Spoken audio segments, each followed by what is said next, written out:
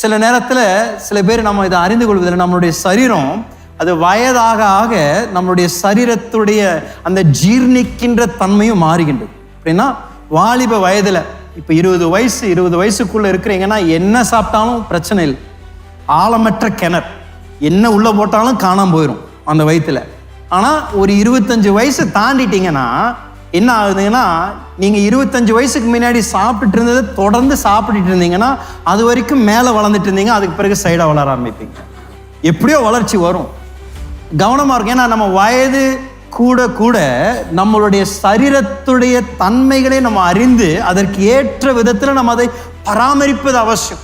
அப்படின்னா 30 வயதுக்கு பிறகு உங்களுடைய சாப்பாட்டில் கொஞ்சம் குறைக்கணும். நீங்கள் எவ்வளோ முறை சாப்பிட்றீங்களது கூட குறைக்கணும். நான் ஒரு 3 வருஷமாக நான் ரெண்டு வேளை தான் நான் சாப்பிட்றேன், காலையிலையும் மத்தியானம் தான் நான் சாப்பிட்றேன். சில பேர் என்னை பார்த்து 2 வேளை சாப்பிட்டு இப்படி இருக்கிறீங்களான்னு கேட்குறீங்க. இப்போ யோசிச்சு பாருங்க, 3 வேளை சாப்பிட்டா எப்படி இருப்பேன்.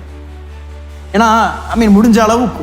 ஏன்னா சில நேரங்களில் பலர் 11 மணிக்கு ராத்திரியில் வந்து அவ்வளோ லேட்டாக நல்ல வயிறு மூக்கு பிடிக்க சாப்பிட்டு படுத்தீங்கன்னா அன்னைக்கு சாப்பிட்ட அத்தனையும் எல்லாம் போய் எல்லா இடத்துலையும் சேர தான் செய்யும்.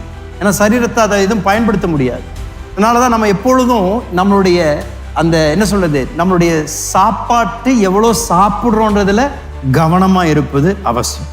பக்கத்தில் பார்த்து சொல்ல, கத்தி வச்சுட்டீங்களா? நான் சொல்லல, ஆண்டோடைய வார்த்தை சொல்லுது. கத்தி எங்கே வைக்கணுமாம்மா?